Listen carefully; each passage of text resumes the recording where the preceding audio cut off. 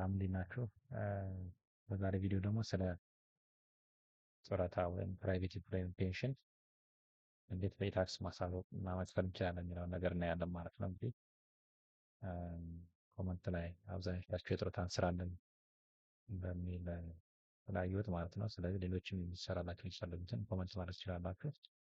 በመጀመሪያ የጡረታ ወይም ፕራይቬት ኢምፕሎይመንት ፔንሽን ልብ አድርጋችሁ ከሆነ መጀመሪያ አካባቢ የነበረው በቅርብ ጊዜ ነው ዲቴል የተሰራለት ዲቴል የለውም ነበር። ስለዚህ ዲቴል ጨምረን ማስገባት አለብን ማለት ነው። ልክ እንደ ኤስቲቪዲኤፒ ማለት ነው።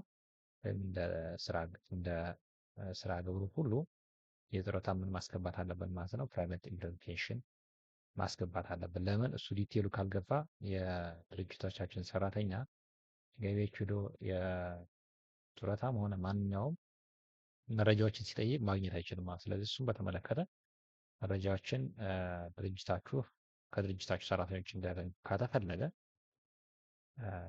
ዲቴል መሞላት አለባቸው ወይም አፕሎድ መደረግ አለባቸው ማለት ነው የሚመለከቱት መረጃዎች። ስለዚህ እሱን በተመለከተ እናያለን። እንግዲህ የፕራይቬት ኢምፕሎይመንት ፔንሽን ወይም ጡረታን ለማሳወቅ ምንድነው የምናደርገው? እዚህ ጋር እንግዲህ እነዚህ ይሄ ሙሉ ያላሳወቀው ለምሳሌ አንዱ ብናይ ለምሳሌ አንዱን ብናሳውቅ እዚህ ጋር እንደምታዩት ቶታል ነምበር ኦፍ ኢምፕሎይ ይላል። ያ ማለት ለድርጅቱ የተቀጠሩ አጠቃላይ ሰራተኛ ጡረታ ነው የሚመለከታቸው ማለት ነው። እንግዲህ ለምሳሌ አንድ ሰራተኛ፣ ሁለት ሰራተኛ፣ ሶስት ሰራተኛ ሊሆን ይችላል። እናንተ እንግዲህ ብዙ ሰራተኛ ሊሆን ስለሚችል እሱን እንዳላችሁ ሰራተኛ ነው የሚወሰነው ማለት ነው። ለምሳሌ ሁለት ሰራተኛ ካለኝ ሁለት ሰራተኛ ቶታል ታክሴብል አማውንት ስንት ነው ሳይቀናነስ የነበረ ማለት ቶታል ታክሴብል አማውንት ማለት ደሞዙ እንደማለት ነው። ስለዚህ ለምሳሌ 10 ሺህ ብር ከተከፈላቸው 20 ሺህ ብር ማለት ነው አይደለ?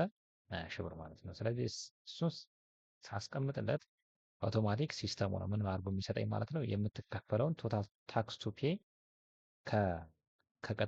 ከቀጣሪው እና ከተቀጣሪው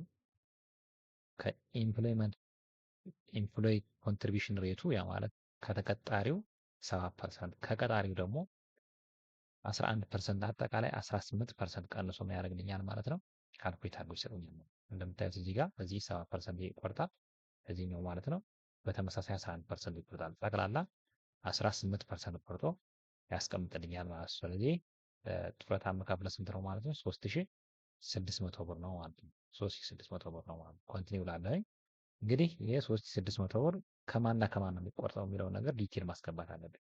ዲቴል እንግዲህ ብዙ ከሆኑ አፕሎድ ማድረግ አለብኝ። ለምሳሌ 20 34 ሰራተኛ እና ከአምስት በላይ እንደው ከሆነ ከአምስት ሰራተኛ በላይ ከሆነ ሲኤስሲ ብሎ አዘጋጅቼ አፕሎድ ማድረግ አለብኝ ማለት ነው። ነገር ግን እኔ ሁለት ስለሆኑ አድ ማድረግ እችላለሁ። አድ ሳደርግ እዚህ ጋር የሰራተኛን ይጠይቀኛል፣ ቲን ይጠይቀኛል። ያ ማለት ከሁለቱ እንግዲህ አንዱ ሊኖረው ይችላል፣ አንዱ ላይኖረው ይችላል። እንግዲህ እዚህ ጋር ምን ማንዳቶሪ አይደለም፣ ቲን ነምበር ማንዳቶሪ አይደለም ማለት ነው። ስለዚህ ካለው እናስገባለን፣ ከሌለው ግን በምኑ ማስገባት እንችላለን ማለት ነው። በስሙ እናስገባለን። በተመሳሳይ የጡረታውን ቁጥር የሰራተኛውን ጡረታ ቁጥር እናስገባለን። የተቀጠረበት ስታርት ዴት ኦፍ ኢምፕሎይመንት ያ ማለት ድርጅቱ ስራ የጀመረበት ቀን መሆን አለበት ማለት ነው። ይሄኛው እንግዲህ ድርጅቱ ከጀመረበት በፊት መሆን የለበትም። ያ ማለት ያው ድርጅቱ ሲመሰረት ነው ሰራተኛ የሚቀጠረው። ስለዚህ ከዛ በፊት መሆን የለበትም። ኢንድ ዴት አይሞላም። ኢንድ ዴት ሰራተኛው ሲለቅ ወይም ሲወጣ ነው የሚሞላ ማለት ነው። ይህ የመጀመሪያው ሰራተኛ ነው። ቤዚክ ሳላሪው 10 ሺህ ብር ነው። 10 ሺህ ብር ብለናል። ዜን ሴቭ እናደርጋለን ማለት ነው። ዜን አሁን የአንደኛውን ነው የሞላሁት አድላለሁ። ሁለተኛውን ለመሙላት የሁለተኛው ለምሳሌ ምን ከሌለው ቲን ነምበር ከሌለው በስሙ አስገባለሁ ማለት ነው።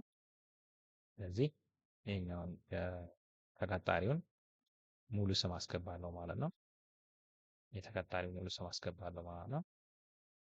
ይሄ በመረጃ ሄዶ ገቢዎች ላይ ወይም ጡረታ ሚኒስቴር ላይ አውቶማቲክ ስለሚሄድ ይሄኛውን ማድረግ አለብን ማለት ነው። ሙሉ ስሙን መጻፍ አለብን ማለት ነው። የፔንሽን አይዲውን የጡረታ ቁጥሩን የተቀጠረበትን ቀን እንደዚህ ካስገባን በኋላ ቤዚክ ሰላሪ እናስገባለን። ቤዚክ ሰላሪውን ልንጨርስ ማለት ነው። ሴቭ እንላለን። አሁን የምን ማድረግ ነው? ኮንቲኒው እናደርጋለን። ያ አውቶማቲክ እንደዚህ ይሰጠኛል። እርግጠኛ ላይ ይለኛል። ሰሚት ስለዚህ እንደ ሌሎች ታክስ ታይፖች ምን አደርጋለሁ ማለት ነው። ያው የመክፈያ ዶክመንት ቁጥሬ ሲመጣልኝ በዛች ዶክመንት ነበር ምን አደርጋለሁ ማለት ነው ክፍያ ፈጽማለሁ ማለት። ስለዚህ ሌሎች ቪዲዮዎችም ወይም ሌሎች ታክስ ታይፖችን እንዲሰራላችሁ የምትፈልጉትን በሚቀጥለው ቪዲዮ እንሰራለን። አመሰግናለሁ።